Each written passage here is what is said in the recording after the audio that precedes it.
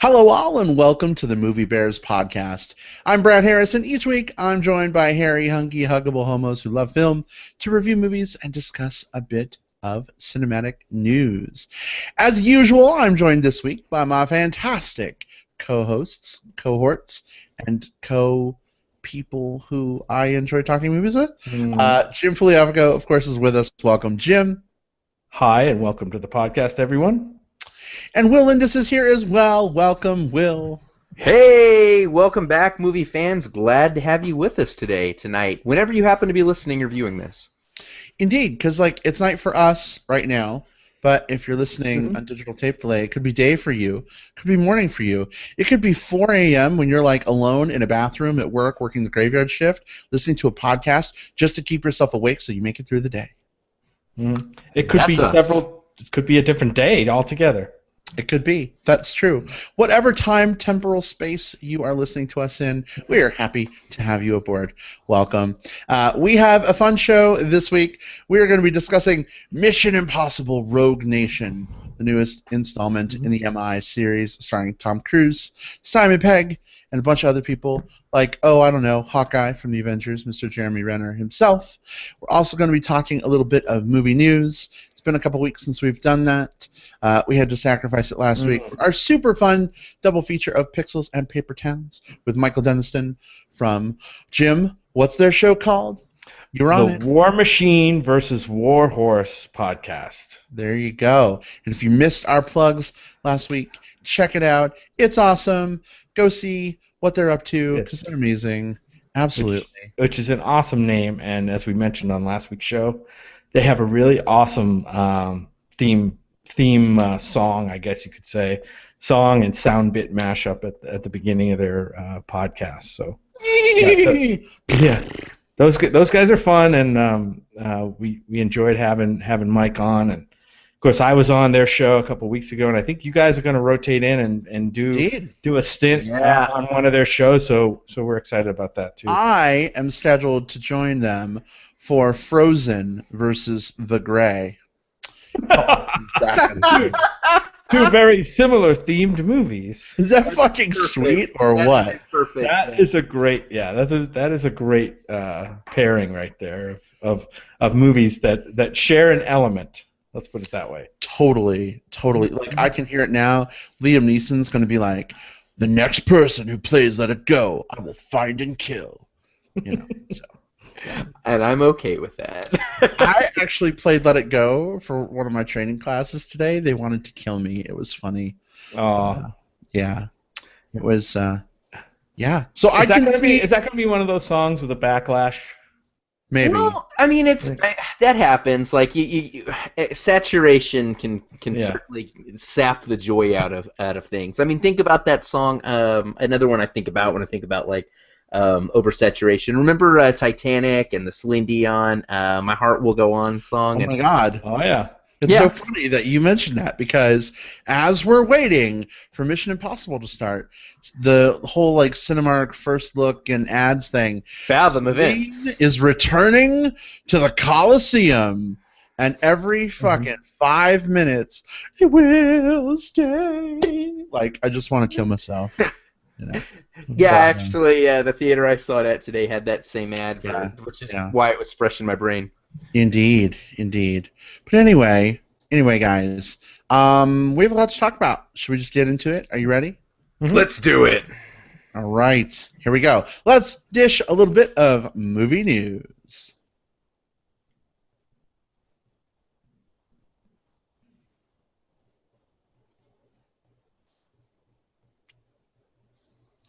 Anyway, no more mugging for the camera to entertain ourselves while we insert silence for Jim to insert our super cool sound effects. So movie news, guys.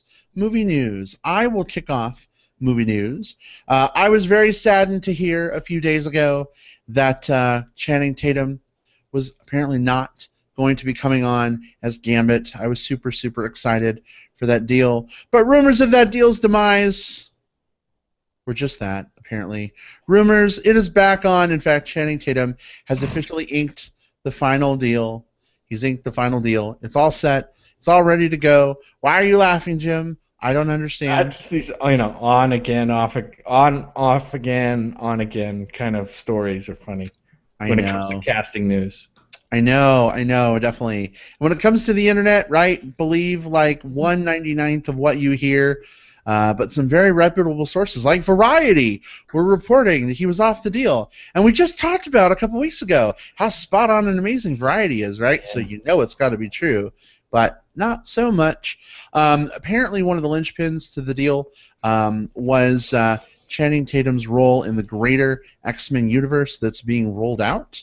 Apparently that was the final negotiation piece, and apparently he's going to have his own spin-off series of films a la Wolverine. Are they all game show related, like Gambit? I used to love that show. I mean, I can imagine how he's going to do in that role. I know, right? It's going to be like a whole game show franchise, I think. Yeah. Joker's Wild, Gambit. It's going to be great. No whammy. But yeah, and apparently he's going to be an anchor character in the future movies that are coming out. So seems like a lot will be on Channing Tatum's shoulders. Will, I want to ask you specifically because I know you're a big Marvel guy, and Jim, I want to ask you specifically because I know you're a big Channing Tatum guy. How do you feel about him suddenly being a big, like, up-and-comer superhero linchpin actor? Yeah, I'm really good with it for a couple of reasons. One, I think Channing Tatum he's a dude with a lot of potential, and it doesn't always get realized because he's one of those guys who sometimes gets cast because he's attractive. But there are actually some really good comedic chops beneath all of that. This is a guy who has the ability to command some charisma on screen given the right role.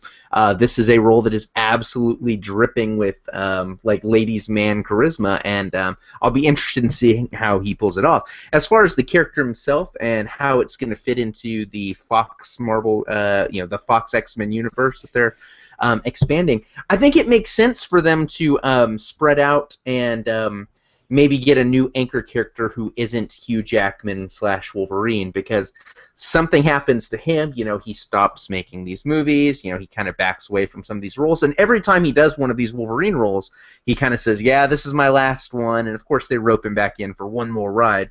But at some point he's going to say, yeah, enough is enough, and at least this way it looks like they'll have someone to turn the keys of the kingdom over to, assuming he does well and assuming the fan reaction once we see him on screen is actually positive. But yeah, by and large, I'm pretty okay with this. Gambit's not one of those characters who can generally hold a film by himself, but Channing Tatum is certainly the type of star who can. I want to see it.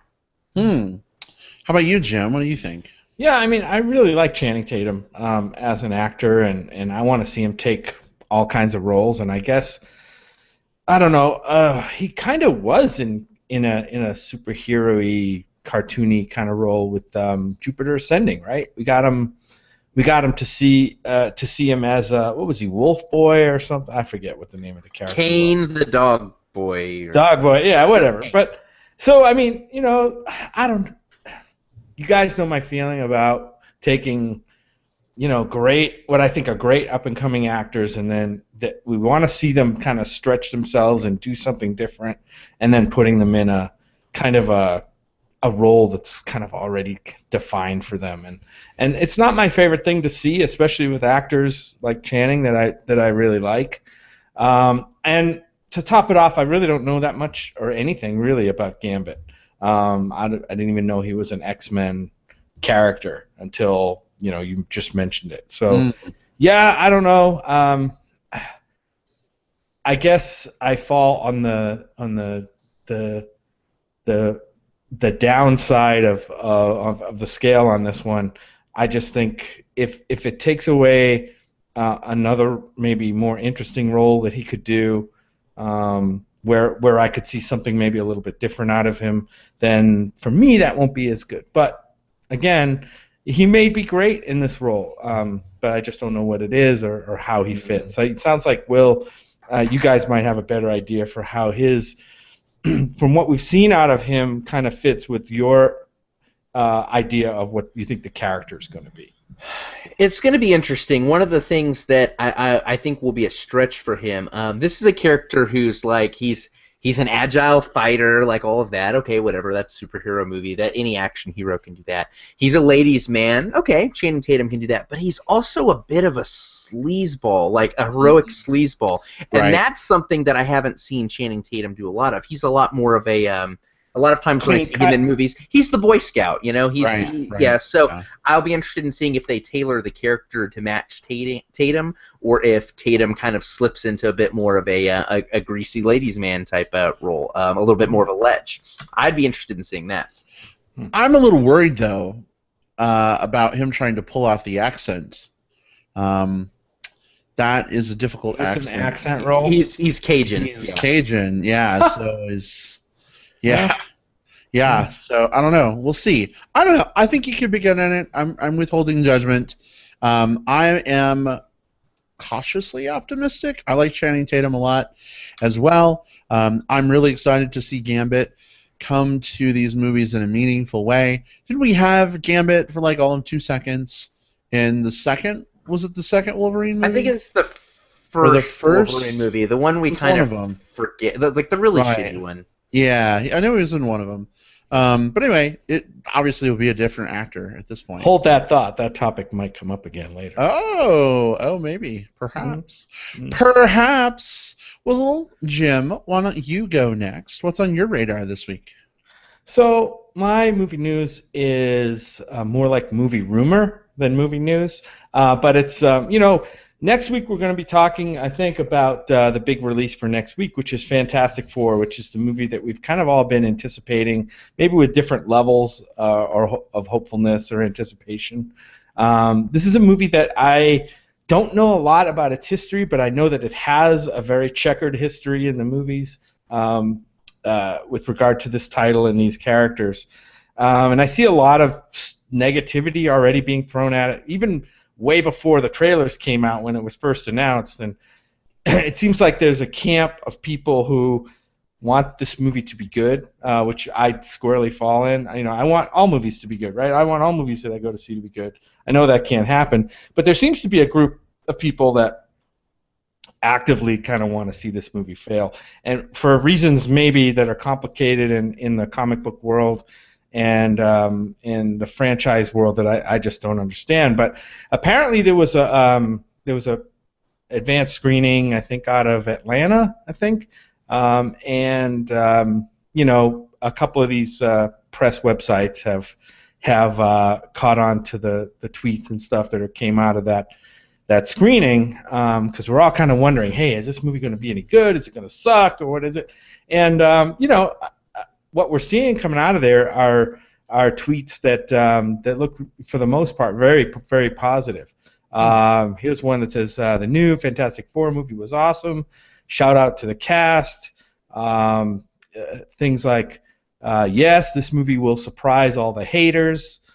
Other ones that say, how would you rate it? 1 out of 100. I'd give it a 99 and definitely pay to see it again. It's really good. So we're seeing a lot of positive stuff come out of these tweets out of this advanced screening. Now, we have to take that with a grain of salt, right? Because we don't know exactly how this screening was set up. Is it typical moviegoers? Is it industry insiders? And we know how that goes, right? When you see a film in a advanced screening atmosphere or in a festival atmosphere, sometimes there's kind of like this golden bubble that happens where not to the point of where no matter what kind of crap they throw on the screen you think it's awesome, but it's kind of skewed because your level of anticipation is maybe a little bit skewed toward the positive. So, I mean, really, all this means is that there's some good stuff that's come out of the advanced screening buzz here. It still remains to be seen how this movie's going to be. I think I read somewhere that there's just a 2-day embargo on this, meaning that reviews from this movie will start flowing out. Maybe as early as tomorrow or Wednesday, so we'll kind of see what the critical community is going to say about this movie. I just think it's interesting. We got some positive stuff out there. It didn't come out of the gate saying, "Ooh, my God, this movie needs work. I wish they did this. I wish they did that. So yeah, I'm still hopeful for this movie. I want it to be good. I've seen the trailers. The trailers kind of resonate with me. They've got that that Josh Trank. Oh God, I can't think of that movie now that he did. Chronicle? Yeah, it's kind of got that Chronicle meets Avengers vibe a little bit for me, and that sounds a little bit interesting. And these are 4 different characters that have different superpowers. I guess they're almost more like mutants, right? These people, these characters, than that make them superheroes, I guess. No, they're more we'll find out in a week, but it's gonna be I think of them a lot more kind of like a Spider-Man-ish type character, like a normal person who something science-y happens to them, and then they turn into who they become. Yeah. They weren't born with this mutant right. ability. It was kind of thrust upon them. But yeah, the cast looks great, right? I mean, we've talked about this before. Miles Teller and Michael B. Jordan and Jamie Bell and Kate Mara. So looks good. I'm still excited, and these tweets have gotten me a little bit more excited. What do you guys think? Anything out of that? I am glad to hear that people are enjoying it. I'm withholding judgment. I mean, I'll be honest, it's really, really hard for me to get the taste of the previous offerings in this franchise out of my mind. But that said, I'm going in as expectation-free as I can. I do love Miles Teller. I do love Kate Mara. I do love Michael B. Jordan. So, I don't know. I think it could be good. But, again, it looks very dark and joyless in the trailers. And I'll be interested to see if they bring some of the fun, but without bringing it in a way that's like totally god-awful Michael Chiklis. Anyway, that's my thought. Will, how about you? Yeah, I mean, it's. I want it to be good because I want to go to the movies and have a good time. I want every movie to be a 5 out of 5 star experience. So certainly I'm not rooting for it to fail. I'm very on the fence in terms of the trailers. Like there's some things I've seen in the trailers that have me excited. There's some things that have me kind of holding my breath and hoping it goes one way. Like you mentioned, Brad, like I want to see a good deal of joy. I want to see like the familial bonds between these characters. It's really hard to it's really hard to kind of parse like what it means when you get these first rounds of positive bits of feedback, because sometimes it's 100% legit. Like these are people who are 100% excited about things, and sometimes it is that golden bubble experience. Like when I've gone to advanced screenings of things, press screeners or whatever, sometimes you'll go in there and they'll have like the branded materials up on the screen before the movie starts, and it's like make sure you hashtag Fantastic Four with all of your positive praise about this movie. So it's one of those things where I want it to be legit. I want to come back here in a week and say, holy fuck, guys, this movie was so good. I don't want to spend $10 at the theaters and have a bad time. No one does, or at least most people don't. But yeah, the good news is this is not going to be a mystery that we're going to have to wait on for very much longer. Within a week's time, we're going to have our not only our opinions formed, but we're going to be spewing them out so that that we can all hear them and share them with our listeners and such. I'm excited. It's going to be crazy, I think. The absolute worst thing that could happen is if the movie is neither good nor bad, and we come here next week and just say, well, that was a thing. If it's not a 5-star movie, I guess I'm actually kind of hoping for the opposite, that it's like just a 1-star train wreck, because at least that'll make for an interesting show. But ideally, it's a fantastic movie, and we're just kind of buzzing all about it next week. Maybe it'll be a fantastic 4-star. It may not be 5. Oh, did you see what I did right Brad's there? got jokes. Did you see what I did? You saw what I did. Yeah. We'll see if it's a fantastic 4-star. I know. All right, Will, what have you got this week? Okay, so that's actually a really good segue, because we talked about how the old Fantastic Four movies kind of left a sour taste in our mouth, but we've got this new movie coming up that could redeem it, maybe not, we don't know. I'm going to talk about a movie that did a similar thing to a lot of viewers, and that's the announcement for Prometheus 2, which we have recently found out will begin filming in January of 2016. This is kind of like hot off the presses this week news. We've known that Ridley Scott has wanted to get back into Prometheus, wanted to go back to the Prometheus 2 films after doing Prometheus 1 a few years back.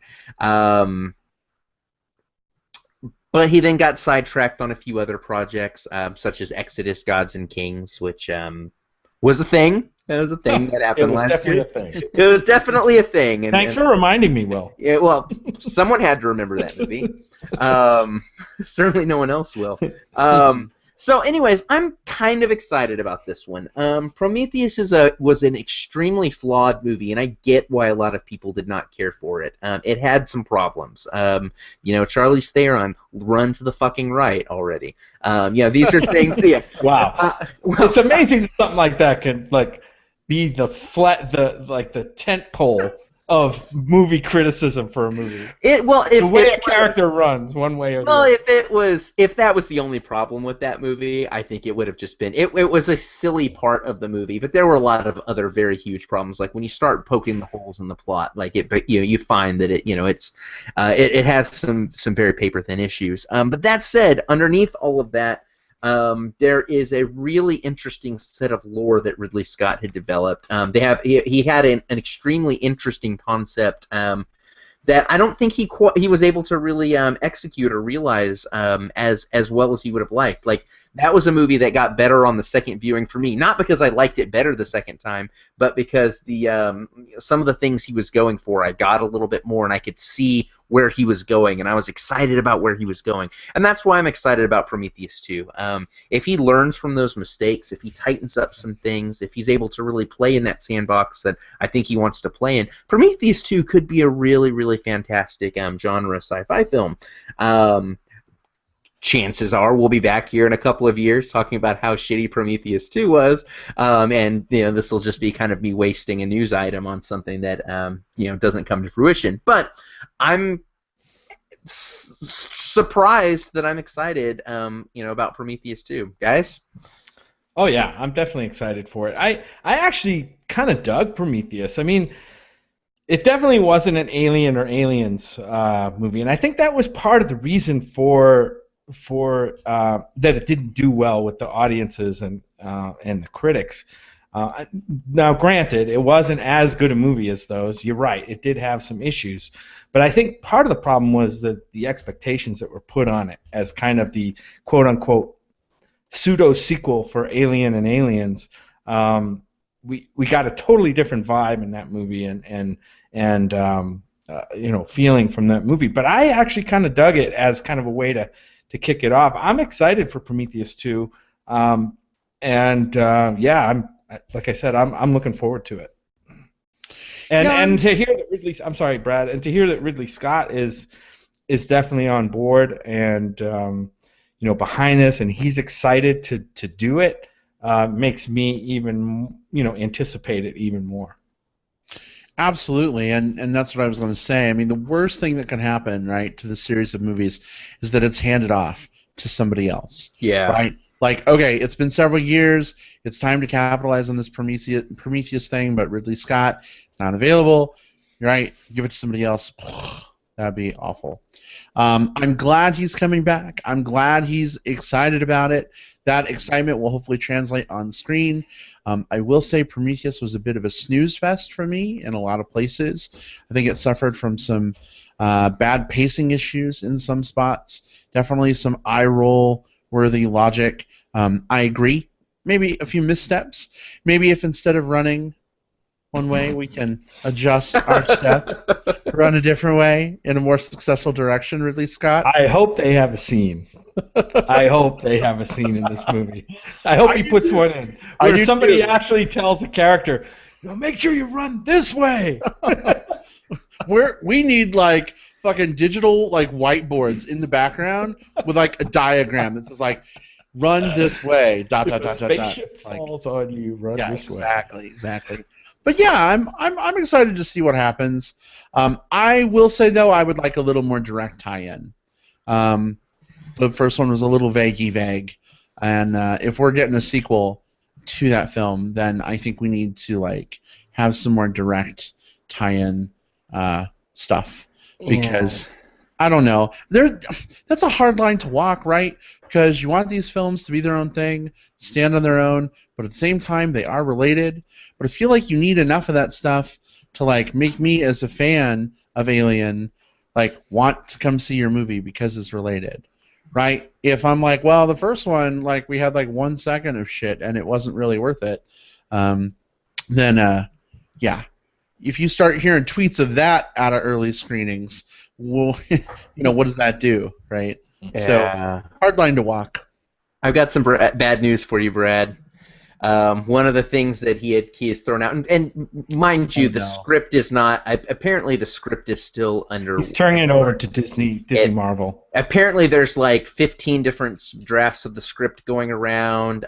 Lots of different directions they could go, but one of the things that kind of came to light in kind of the most recent interview where he talked about the filming date was, first of all, he says that Naomi Rapace and Michael Fassbender looks like they'll be back. They're going to continue their search for the engineers, those creatures that kind of created things, and it's going to be a lot about that.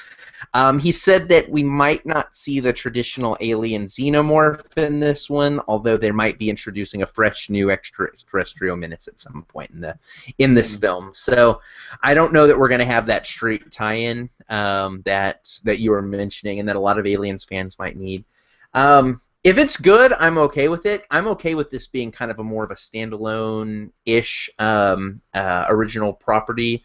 Something that's more tangentially linked to the xenomorphs, as long as it's good. That was and my problem with Prometheus was that it was kind of tied to the xenomorphs, but it kind of wasn't. So it was kind of an original property, but it kind of wasn't. It existed in this weird no man's land, and I don't think it really was able to stand on its own legs the way that it needed to. So maybe it'll actually be better if they distance themselves more from the xenomorphs. Well, that's the problem. I think it couldn't make up its mind. Yeah. Right? Pick a direction, one way or the other. If you want to be a standalone thing, I'm all for that. That's great. Right? But if you're going to try and use that connection to lure me in, then you got to give me enough to make it feel justified for me. Right? If we're going to go off on its own thing, then cool. Yeah. I don't know. We'll see. I'm excited. Yeah, I don't want to. I mean, we could probably talk for hours on this, but I mean, I think the primary issue for a lot of fans, even if they may or may not want to admit it, is those first movies were, started off with a horror movie. I mean, it was basically a horror movie, and then kind of evolved into a creature sci-fi kind of thing. And I don't know if Ridley Scott wants to. How do you have prequels to a horror movie that aren't horror, that can do justice to it? I think it's just a hard thing to do, and I think he tried to go the route of kind of like a pseudo 2001, that intellectual sci-fi, that kind of that heady sci-fi space, which is fine. I love that kind of stuff, but it just together you put it next to its logical sequel of a straight up space horror movie, and it's kind of I don't know. It stands out a little bit, not in a positive way. Indeed. Well, guys, we have a movie to review. Yes, we do. Shall we get to it? Yeah. Shall we do it? Yeah. I accept that mission. Do you? Do you really? Yeah. Yeah. Well, I have sad news for you. Impossible. I have sad news for you. The message already self-destructed, and your living room's on fire, so you may want to put it out. Shit. Well, that's no good. You can't smell it?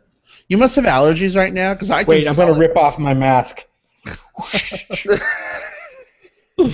Oh, goodness. Oh, my gosh. All right. Well, here we go. Our discussion of Mission Impossible Total Recall. Rogue Nation.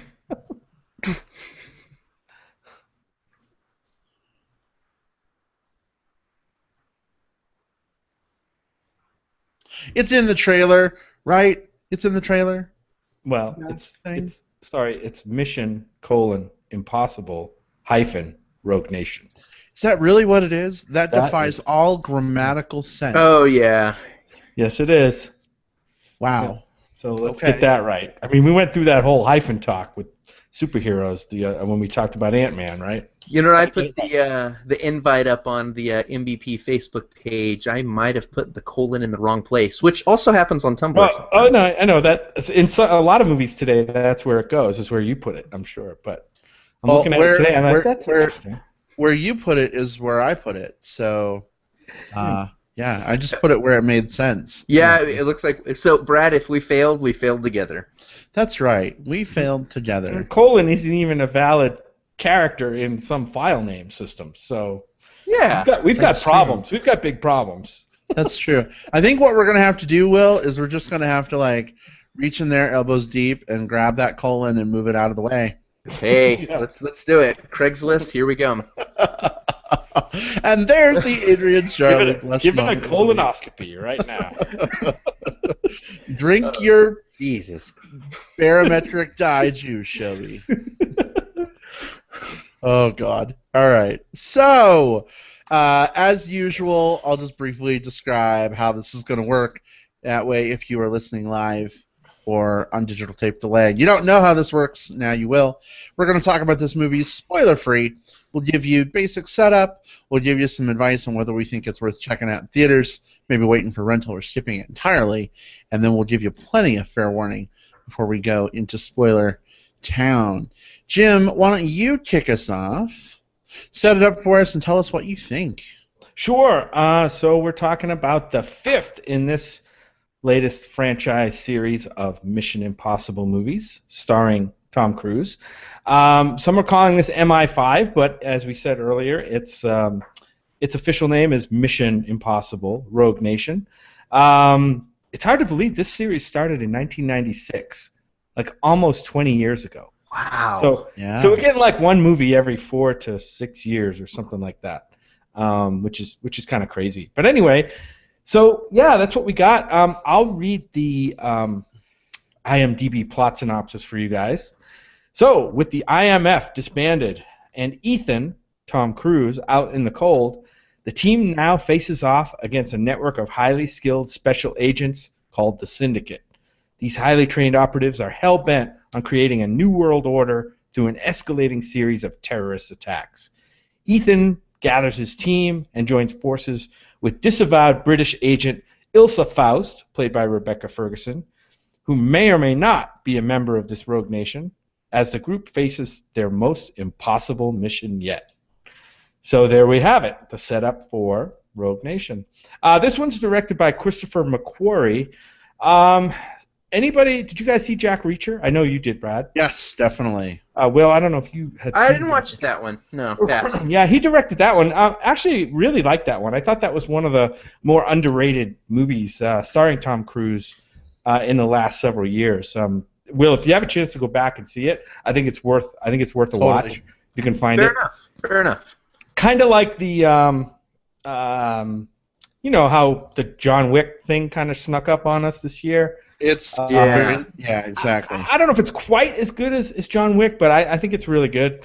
And it's got Werner Herzog in it. So how yes. Can it be, you know. So anyway, this Christopher McQuarrie, who directed Rogue Nation, is also the screenwriter for Edge of Tomorrow and for Wolverine, the Wolverine movie. And I told you this was going to come up again.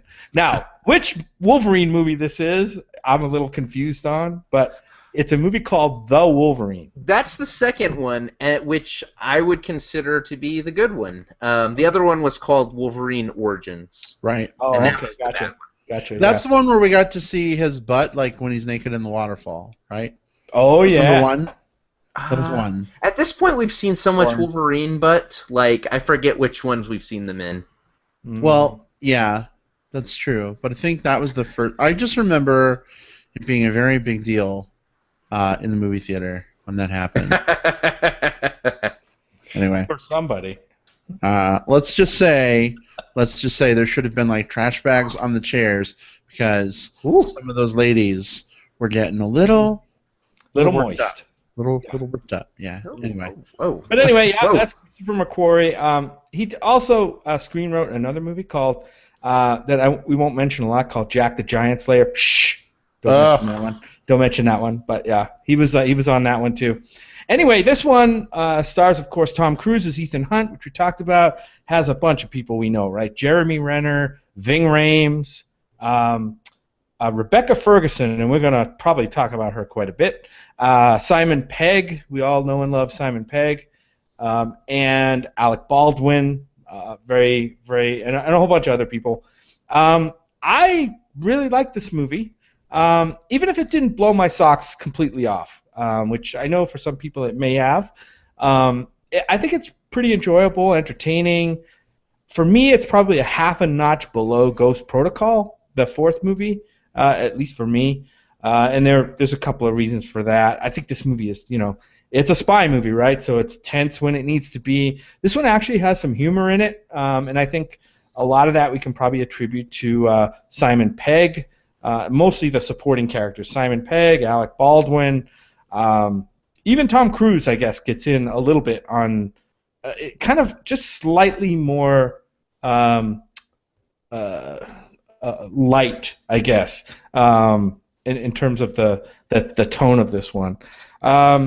Has some several great action sequences, and we'll talk about those more in spoilers. I don't want to give them away. We've all seen the one in the trailer, which is not a spoiler, which is Tom Cruise basically hanging on the side of a plane. We've seen this 100 times, and how they did it, and that it's a lot of practical stunts in this movie as opposed to being super CGI saturated, which I give this movie a lot of props for. And it definitely showed, especially in some of the scenes where they're like, oh my God, that stunt was amazing. Let's see. For me, again, there's nothing much different here in terms of the story, right? It's typical spy versus spy stuff that you get in these movies. Has crosses, double crosses, triple crosses, and then, spies. Now, this is Rogue Nation, right? So spies are going rogue all over the place. A few impossible missions thrown in there, and because we have a title to live up to, so we got rogue stuff going on. I'd say another solid performance by Tom Cruise for me. And again, I don't really understand some of the negativity that gets thrown his way a lot of the times. Almost everything he's done, at least recently, has been really high quality. But the standout performance in this movie is Rebecca Ferguson for me. I think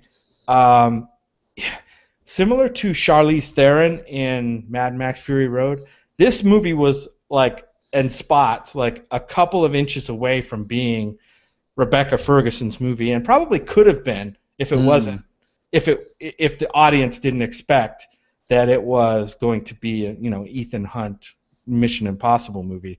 They had the balls to do it in Fury Road. If maybe, who knows? Maybe in the future they'll have a female spy-led spin-off of the Mission Impossible series, and this Rebecca Ferguson, I think, could carry it. I think could pull it off. So yeah, I liked it. I think it's worth going out to see. However you can see it, while you still have the chance before other movies push it out of the way. What do you guys think? Yeah, I'm not going to bury the lead. I enjoyed it quite a bit as well. And I'm not terribly surprised about that fact either, because I enjoyed Ghost Protocol quite a bit. I'm right there with you, Jim. I thought that was this was a franchise that didn't originally do it for me. The first 2 or 3 movies were action set-piece films, which are fine. They were spy films, which are fine, but I feel like they figured out their formula. They figured out the way to make all of the characters, all of the plot elements, all of the moving pieces really start to work together with Ghost Protocol. And the only thing that had me maybe a little bit worried going into this was that it wasn't Brad Bird coming back. It was a different director, and would it be able to, with a new director, would it be able to have that same magic that Ghost Protocol has? But yes, it absolutely does. You're absolutely right. Rebecca Ferguson is a standout here. I felt like this was an actress who had a very nuanced role. We'll talk about why that is here in a moment. But she had to do a lot of different things at different points in the script, and I didn't feel that there was any part where she was weak when she was doing action stuff. It felt legit. when she was doing more of like the, I'm explaining Femme why this is fatale. going in. Yeah. Well, a little bit of the femme fatale, but they didn't go overboard. Like, No. one of the things that I appreciated was she was not a sex pot. Like, No. sometimes this character Right. is just like, I'm going to flash my titties and assassinate some guy. That was not this character. She was a very complex, fully developed, and fully realized secret agent who you can tell why she was successful at doing the things that she did. I also liked Simon Pegg's role in this, maybe even more so than in Ghost Protocol, because we got to see him doing a little bit more up front. I felt like it was, while he was there as the comic relief and a lot of the jokes maybe kind of got shifted over towards him, I also felt that there was some gravitas to his role. Like, there was a reason why he was doing the things that he was doing. I compare this a lot to our other big spy movie of the year. Not Spy, I guess that would be the obvious one for me to compare it to, but Furious 7 has a lot of similar beats, and the character who is the closest analog to Simon Pegg's character in that, to me, was more for comic relief and didn't have as much to do with the actual storyline. It's like they had all these characters and they didn't know what to do with them. Here, I felt like they knew what they were doing with their characters, why all the people were doing what they were doing at any given time. This was a team that I believed in. This is a team where I believed why they were doing the things they were doing. The spy stuff was cool. If you're going only because you want to see some cool action set pieces, there are some really cool action set pieces that don't feel overly CGI, that don't feel too clumsy, or like you've seen them a million times before. We have missions in the air, we have missions underwater, we have missions on land. We're playing a lot of different areas, and I appreciate that quite a bit. Certainly there's some familial beats here. This is a spy film, and there's a certain formula to it, and this film does fall into that formula a bit, and that maybe keeps it from being like a 5-star movie. This isn't anything that's groundbreaking, but it is quite good, quite solid. Cruise is in his element here. He deserves to be a big star in these types of movies, and this movie here reminds you why he is who he is. So yeah, go check it out. It's certainly a very solid movie, probably a good 3.5 star-ish from me for using a star rating. Maybe even somewhere around there. Certainly worth watching in theaters. Awesome. I think you guys have said a lot of what I would say, so I don't see any sense in repeating it. So just pretend I just sat here for 5 minutes talking about positive stuff. Let the impression you get from me be that it was positive, that I liked a lot of it, that I said a lot of the things you guys did. Okay, now I'm going to say something else. I think it's time to stop making these movies. Ooh. Time. And that's keeping in mind that you just got 5 pseudo minutes of me being positive and saying the things you guys said. And I only say that not because I didn't like it. I did. I was entertained. But I think it's becoming harder and harder to A, one-up themselves, and B, keep this formula fresh. This movie, for me, suffered from predictability because it's like every time it's time for double cross, you're expecting that double cross. Every time the death is staring the characters in the face, you know, oh, this is the moment when something is going to happen. It's like you can call these things out before they happen. And I think that makes it difficult, just as a moviegoer. I enjoy the Mission Impossible films. I really love the first one. I loved Ghost Protocol. But for me, it's getting to the point where it's like, yeah, I enjoy watching the action pieces. Yeah, I like seeing the technology. But from a story viewpoint, it's just getting a little predictable. And I'm not sure how they can tweak that formula or what they can do to keep it fresh. And I wanted to ask you guys, kind of what your viewpoint is, and we can get to spoilers here in a minute. But I mean, does it feel a little tired to you guys? I know you enjoyed the film, but I mean, is there any? You go first, Jim. Yeah, I mean, I think story-wise, I think this hits a lot of the same beats that almost every one of these movies and countless other spy movies have hit too. I mean, it's a genre, and it's gonna be bound to the box that genre kind of fits in, unless it's really a truly groundbreaking movie. And we already said this movie is not that. This is not a groundbreaking movie. It does what it does. It knows what it is, and it just happens to do it pretty well and very entertainingly. And that's what we get. But yeah, I know what you're saying, Brad. we're going to talk about some of the set pieces. I don't want to get into them, but a lot of them is like, I've seen this exact same thing before. It may have been shot different. There may be some cooler shots in this one, but it's the exact same thing that I've seen in other genre movies, and it does feel a little bit stale story-wise. So what I'm looking for then is the things that kind of stick out to me as a little bit different. We talked about Rebecca Ferguson's role and how they made a complete, fully realized character. She's not just the Bond girl, on the side or the love interest. She's a fully developed character who's very interesting to the plot of the movie. So I kind of like that. There was some cool things they did. I mean, there's a chase scene in here, right? It's no secret there's going to be a chase scene in a frickin', Mission Impossible movie. But the way they filmed that chase scene, really thrilled me, and it kind of put me back in my seat, like, holy fuck, how did they do that? That was pretty awesome. So those kind of things are what entertain me. It's not going to be, I'm not going to walk out of this remembering how amazing this story was, but I might remember some of these little bits. Right. These little things that impress me. But Brad, you're absolutely right. I don't know. I mean, you could talk. You write that letter to the studio that's making millions of dollars and tell them they need to stop making these right now. Yeah, it's one of those things where there certainly isn't any original, overtly original territory here. I will also say that I don't think there needs to be for a film like this to be good. Certainly, I think it has to be fully original to maybe cross that boundary into great. But if you think about this genre, it's not just Mission Impossible films. If you think about the Bond films, Bourne. This is Bourne. This is a long legacy of films that follow this particular formula, and people go to see them because that's what you want to see at the formula. You want to see a film that has the crosses and the double crosses, that that has these stakes where you find out that at the end, oh my gosh, it's now actually this instead of that other thing. That's part of this formula. It's kind of like if you go to a romantic comedy. And there isn't that moment where the couple kind of maybe doubts each other before they have their resolution and makeup. That can be sometimes that's what you go to these films for. So yeah, it's not original, but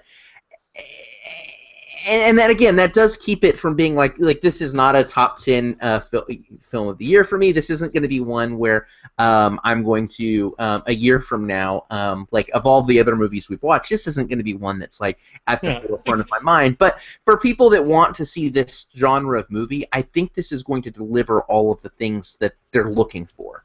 So it's less about necessarily the new turns they take and how well they're able to execute on getting that thing that people want in front of them. So yeah, again, that's what keeps it from being a 5-star film, but it's still very good, very serviceable.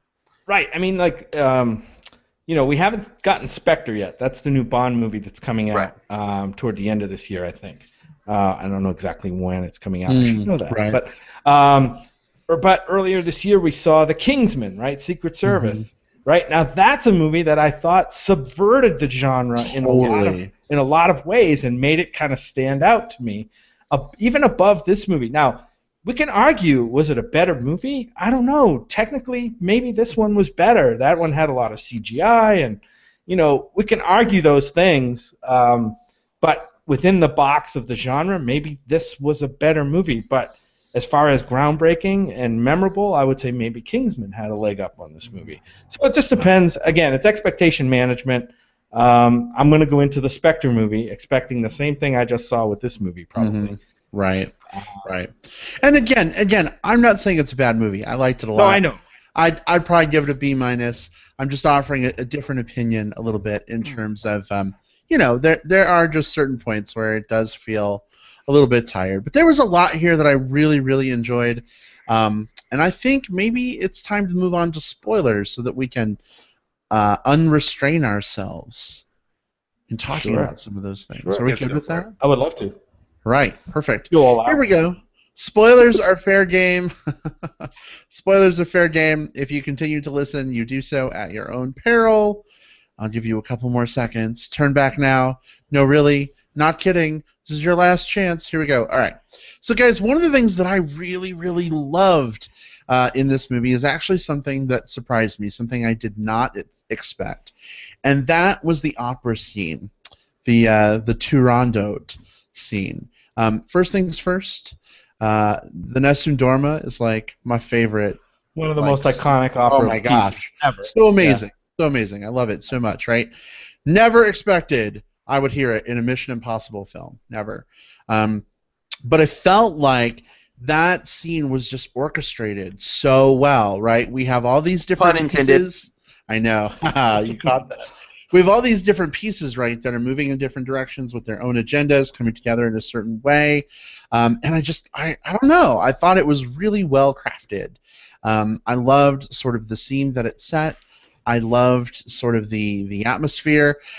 This is going to sound awful, but I kind of loved the idea of like going to an opera and enjoying the spectacle, not realizing that there's like 8 people trying to assassinate getting killed the prime minister right now, happening above my head.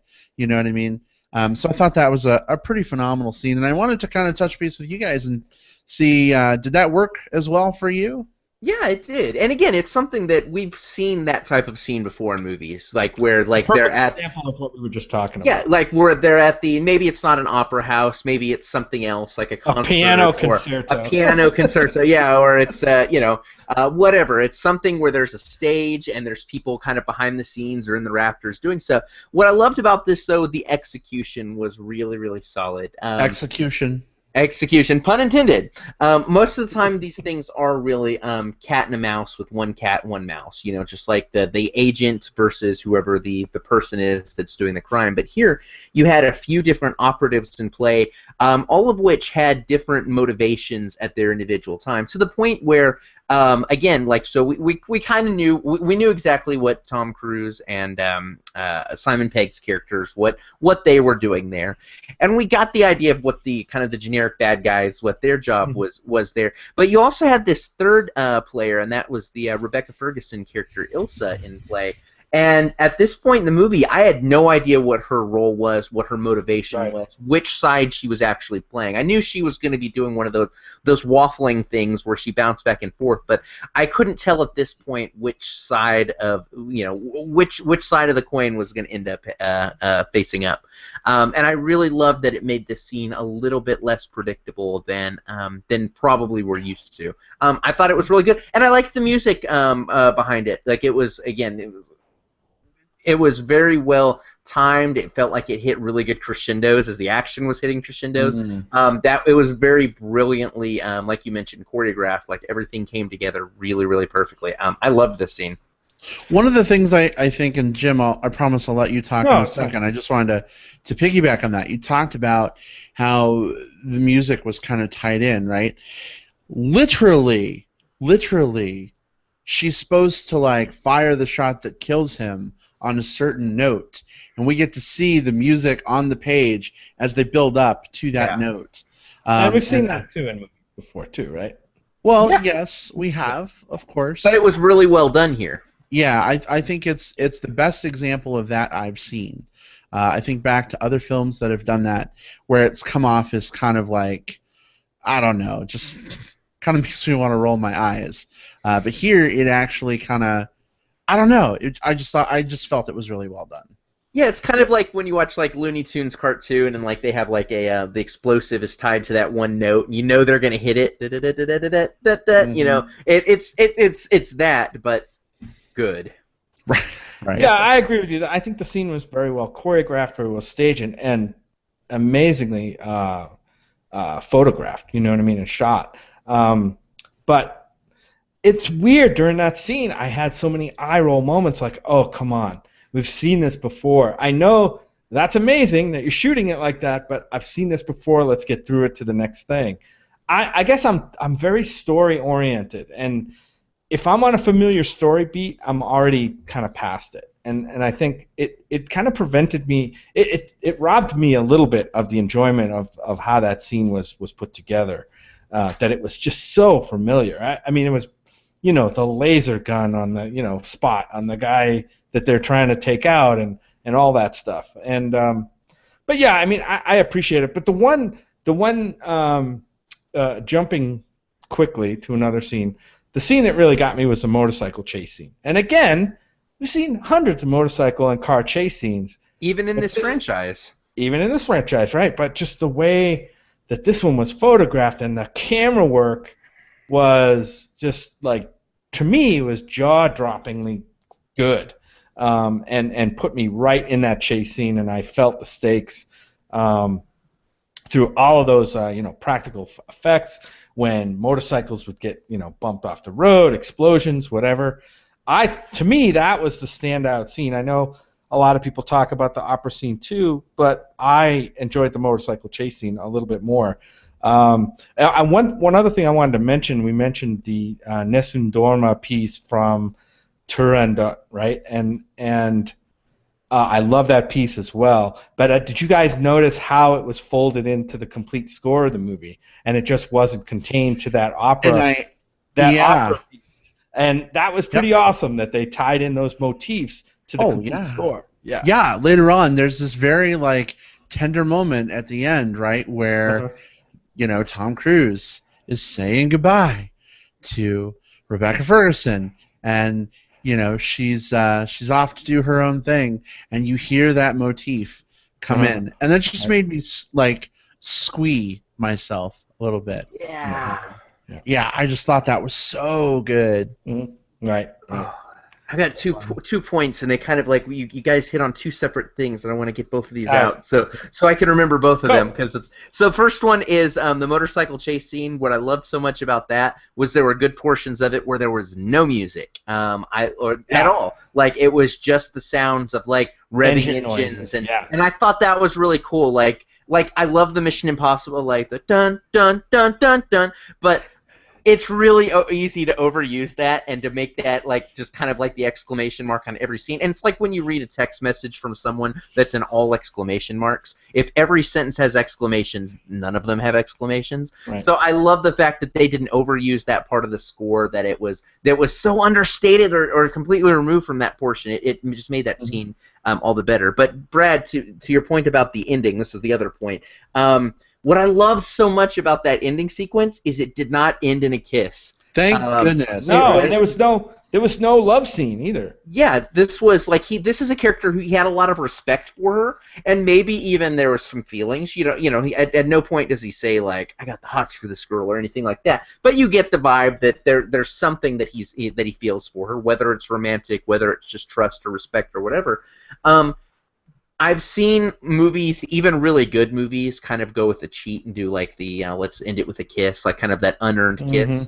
And music swells. And you can hand wave it a little bit. It's okay, that's just what these movies do, whatever. That was a good subversion for me. At this point, they go their separate ways, and it doesn't end in this romantic subplot or this yearning. It's just that was a thing we went through together. See you next time. That's because his real thing is for Jeremy Renner. That's pretty true. They like to give each other bro jobs. I read about that today. Bro jobs, that's the thing now. Yeah. No, but Will, you're right. I love that it did subvert that kind of. That's a expected trope for this kind of movie. Is that the leading man will, somehow get the main girl or woman in a love scene or in some kind of embrace or kiss or something. And this movie left that out, and I give it tremendous props for that. Yeah, absolutely. Bond always gets the girl.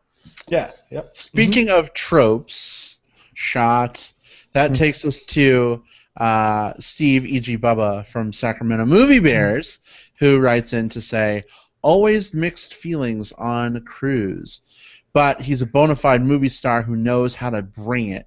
This movie was tons of fun. See it on the biggest screen you can. Yeah, I'm down with that.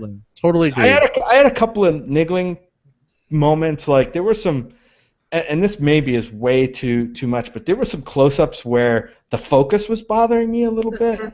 And I don't think it was a projection system because the very next scene would be super sharp. And I'm thinking to myself, and it kind of took me out of the movie a little bit because spending a ton of money on this movie. You got these amazing set pieces, and you can't go back and like correct or pull the proper focus for a close-up.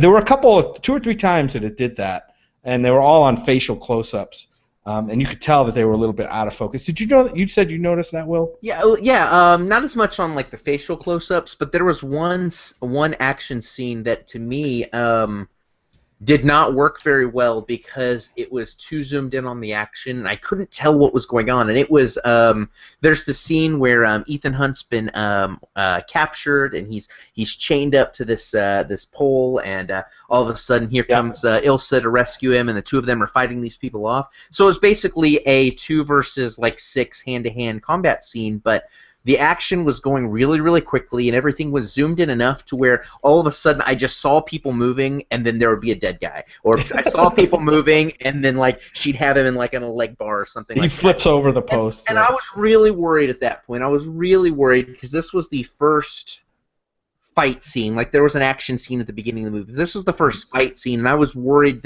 that was going to be the case all the way through the movie, and I was just going to have these long sequences where things would happen, and then I would just kind of catch up by the resolution. But when we got to the opera scene, and when we got to there was a fight scene in a garage, all of those, the action was very clear, very well choreographed, very easy to tell what was going on. So it was just that scene, and it really just felt like they were too zoomed in on the action for me to really make heads or tails of it.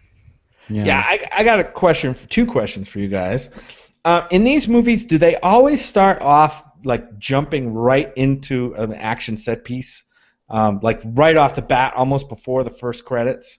Because that's what happened with the plane scene in this movie, right? They jump right into the plane scene, and then it's very loosely connected to the story at all. I mean, it's they mention, oh yeah, must be the work of the syndicate, and that's pretty much all you get, which just felt kind of odd for me because they're playing this scene up before the movie opened, right? They're playing this scene up, and I'm like, wow, this is going to be a really key piece of the movie. But no, it's not. It's just the very first set piece. Well done, interesting, funny, thrilling. I mean, we saw it already, so I guess that's a good place to put something like that, right? Because it doesn't give away any of the main story. It was just kind of odd. The other question I had was, and I referred to it earlier. Do all of these Mission Impossible movies have a scene where a character rips off a mask as goes in as one person and then rips off a mask and becomes another character? Because I thought Ghost Protocol had one scene like that in the when they were in the skyscraper. And right before the window scene, I thought somebody took a mask off, if I can remember right. Yeah, I mean... Yeah. Okay, so, two questions there. The first one had to do with, the opening sequences and, do they usually drop into the action. I think that's part of the genre, and it served a purpose here, too, a plot purpose. Because imagine... Some films you have to have watched all 8 movies in the franchise to catch up, but a lot of these movies, especially with 4 or 5 years between Mission Impossible films, they also want to lure in people who are just oh, it's a Tom Cruise action movie, I want to watch that without having to watch through the entire catalog to catch up, first time viewer type things, right? So what that first scene did was this whole movie was about how IMF was being disbanded, and then they had to kind of get their shit together and come back together once they figured out what was going on with the syndicate. So this first scene established who IMF was and how all of the team members worked together. So before they split up, you kind of were, if you're a returning fan, you're reminded who they are. If you're a new fan, you know who these people are before everything else happens. And just real quick, an important note from Steve E.G. Bubba.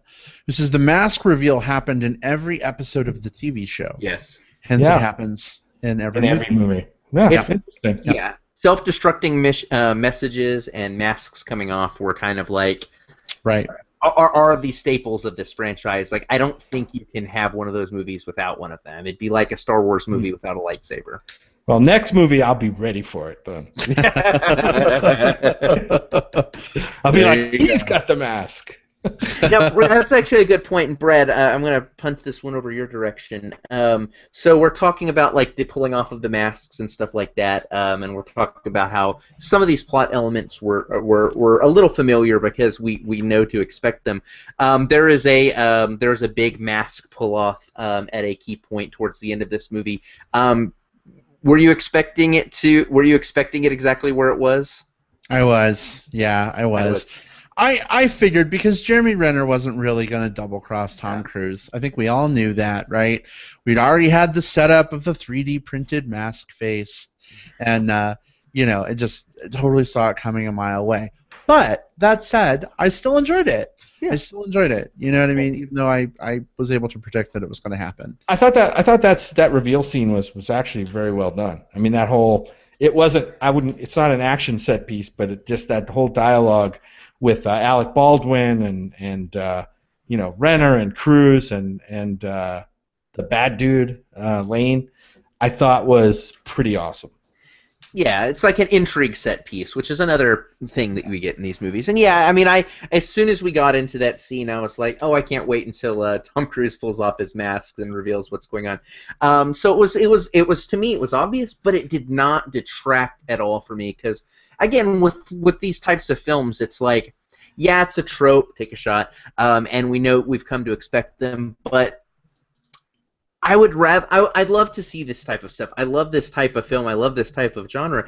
And if we do too much of like what we had in The Kingsman, which I enjoyed quite a bit, then subversion of the trope becomes the new trope. So It's like you almost have to have like the kind of the baseline, like the core, like your Mission Impossibles and your Bournes, and your Bond films for a movie that twists things on its side, like Kingsman, to even exist and be successful. So I like that we live in a world where both can exist and be good.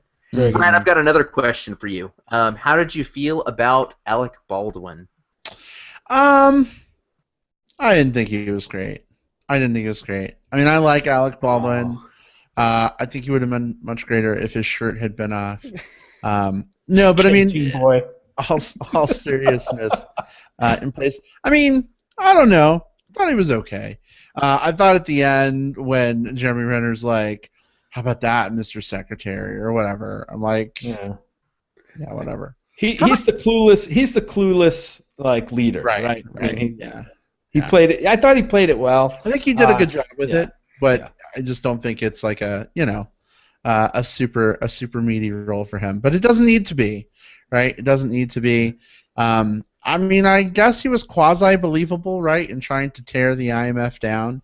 It just seemed a little weird for me that, like, now all of a sudden he's, like, championing it. Even if, yes, he realized they were right all along, the character strikes me as a very proud man that would have issues coming full circle like that. But maybe his penchant for power and fame overrides his pride. I don't know that his character is deep enough for me to think about it that hard. No, it's fine, and that's the reason I asked Brad, because I know you're an Alec Baldwin fan, so I wanted to get your take. Yeah. I'm in a similar boat. Like, I don't think he was a weak spot in the movie. I don't think that would be the way I would word it, but certainly compared to some of the other characters and some of the other actors, I wouldn't say that he was as memorable or as crucial. And of course, he wasn't a member of the core team, so I don't think he was supposed to. But at the same time, like, just now I remembered Alec Baldwin was in it. And I just saw the movie a few hours ago, whereas like some of the other people, like Tom Cruise, what's her name, Rebecca Ferguson, even Jeremy Renner, who is a guy who I'm very hit or miss on. I think my favorite roles of his were this one and his role in Ghost Protocol. I like Renner in Bond, or I'm sorry, in Bond movies. I like Renner in Mission Impossible movies. Yeah, I mean, back to the Alec Baldwin thing. You got to remember, this movie's about rogue nations, and actually, there's rogue nations on both sides, right? The Syndicate obviously is a rogue nation, but also our IMF guys are kind of rogue at this and several points of this movie.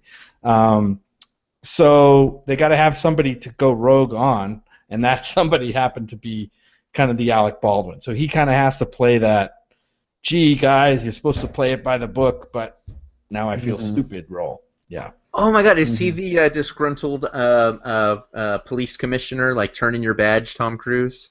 Yeah, he's Yeah. the guy. You're too reckless. Turn in your badge and gun. Get off these streets. Exactly. Yeah. Exactly. Exactly. Well, guys, how do we feel about moving on to some plugs? I've got a very small little like weird trivia piece that I thought was. Do it.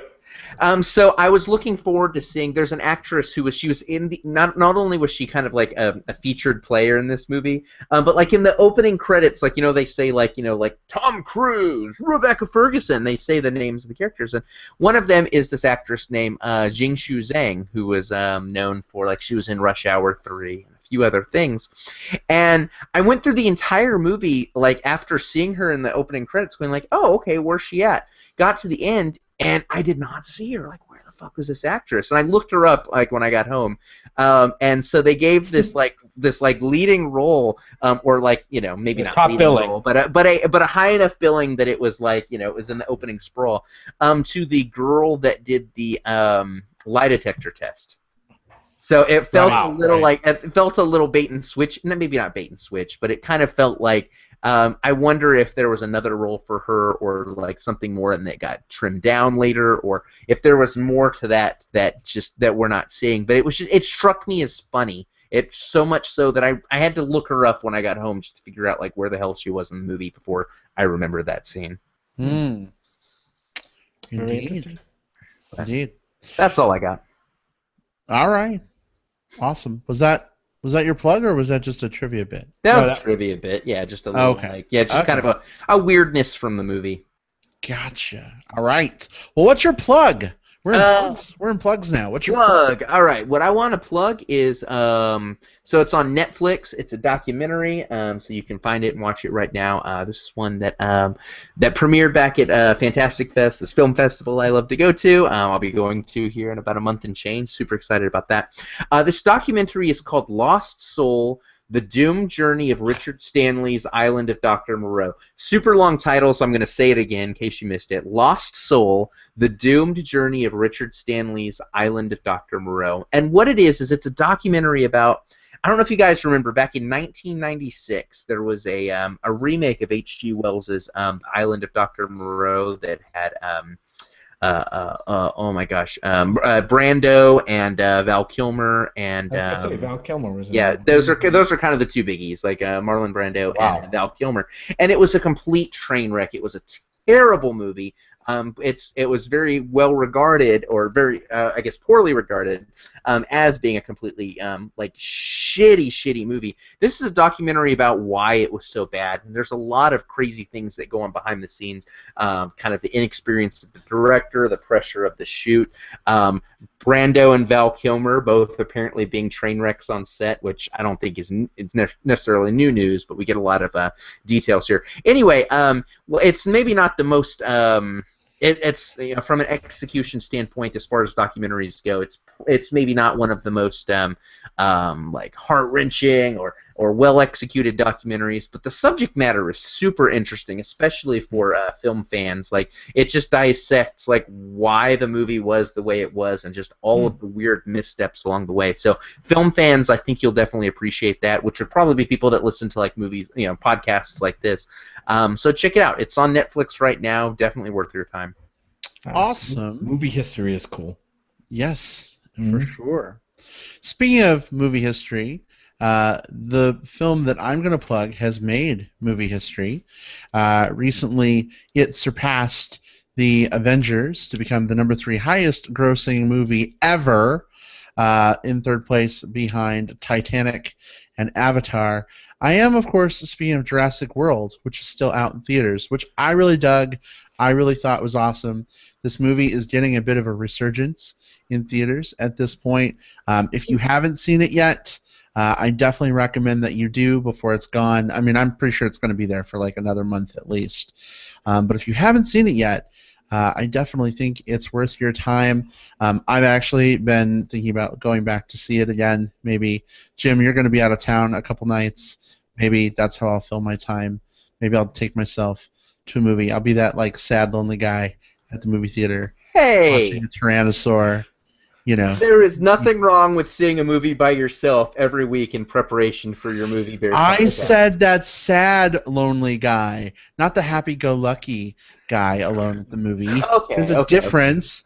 And not that creepy, like, weirdo guy by himself at the movie. I'm very particular in my word choice, William. Fair enough. Anyway. But Jim, if you want to see it again, maybe we'll do that together and I'll hold off. Yeah, there's always these movies, there's a handful of them that we want to see again, and we just never get around to it. Because there's always new movies, right? When do you fucking do it? There's new stuff coming out. We wanted to see Inside Out again. I know, we want to see Inside Out again. We still need to see Amy. Oh my god, I want to see that. But I also really want to see Jurassic World again while it's still on the big screen. But anyway, blah, blah, blah, Jurassic World, I thought it was awesome. Hope you do too. Jim, what's your plug? All right, so I saw 3 other movies this week. One Brad saw with me called Godzilla vs. King Ghidorah. We're still on our journey through the Godzilla movies. We are now up to 1991. Woo! Yep, Godzilla vs. King Ghidorah. I'm not going to talk much about that one. A movie, an Argentinian film called Wild Tales. Will, I don't know if you plugged this one before or not. I did. I'm going to give you a thumbs up and listen to your plug. It's an interesting movie. I thought it's an anthology movie. It has 6 short stories, basically, not connected, about messed up characters doing really messed up things to each other, kind of interested in showing us the ugliness of people in brutal situations. It's available for rent on iTunes right now. I watched that one last night. It's kind of uneven. I loved some of the pieces. Some of the other ones were so-so. But the one I want to really plug is another documentary, actually, called Tig. And it is a documentary about Tig Notaro, who is a comedian and actress. And this is a documentary by directors Christina Goolsby and Ashley York. This is a really good doc pretty much about one particularly tumultuous year in the life of Tig Notaro. She's still around. She's still doing her thing. We saw her, Brad, in a movie called In a World. Yep. She was, and it's about, this isn't really a spoiler, she went through a year where she lost her mom, she got sick with some really weird intestinal thing that almost killed her, and she got breast cancer and had double mastectomy. And all of that, like in 1 year. However, in going through that, and dealing with that and still doing her comedy, it kind of put her on the map, actually, as a very well-known comedian, a storyteller. Really interesting movie. Again, it's on Netflix right now. If you want to go see it, just for those of you who have Netflix, you can go watch it. Watch it for your, without any extra cost right now. It's called Tig, T-I-G. That's her name. Check it out. Fantastic. Fantastic. Will asked in the chat if we're going to skip Godzilla's 1998 offering. We're not skipping any. You're not skipping Matthew Broderick? Believe me, I don't know if that's the worst. I don't know if that's the worst one. There's several Godzilla movie rankings online. I know that probably shows up as the worst on some of them. But believe me, we've already made our way through some pretty bad ones. So I guess at this point, there's no harm. And I've never seen it, so I'm anxious to see it. Gotta complete the set, yo. Yeah, that's right. Collect them all. There you go. Well, guys, I think that wraps us up for this week. As usual, I enjoyed the heck out of talking movies with you guys. For those who were hanging out with us online, as we did our thing live, it was good to have you. For those listening on digital tape delay, it will be good to have you when you are listening at whatever point you're listening. But if you're finding us for the first time, you can find a lot of our episodes at moviebearspodcast.com. You can find all of our episodes on libsyn.com. Do a search there. iTunes only keeps, guys, the most 100, most recent episodes. Still trying to work our way through the back catalog of adding stuff to our site. Man, that takes a lot of time. So, come on, iTunes, why can't you have everything listed? We need an MBP intern. Oh my gosh, you know what? I would totally pay someone $50 a month to do some of this stuff. How long would it take, really? If Oh somebody gosh, could dedicate time you to it. know, if someone could really dedicate the time and they are reasonably good at working Squarespace, I don't know, probably 40 hours, probably a week.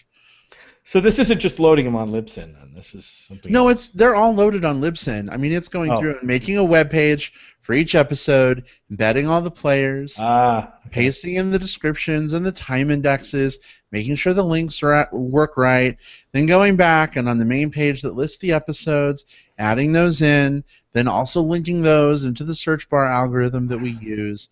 It just takes time. All right. It takes time. But if you're interested in becoming the MBP intern, let us know. It may not pay very well, but there are other benefits, like a nice, big, thick, hearty pat on the back for a job well done. Mm-hmm. We just had people like in the process of like, oh, I'm gonna apply to be the not anymore. Well, not anymore. That's bait. That is bait and switch. You know, there's nothing wrong with a little master bait. Yeah, I was about to say it's a little more switch and not enough bait. All right, everyone. Have a great week. We'll see you next time. Take care. Bye. Goodbye. Bye-bye.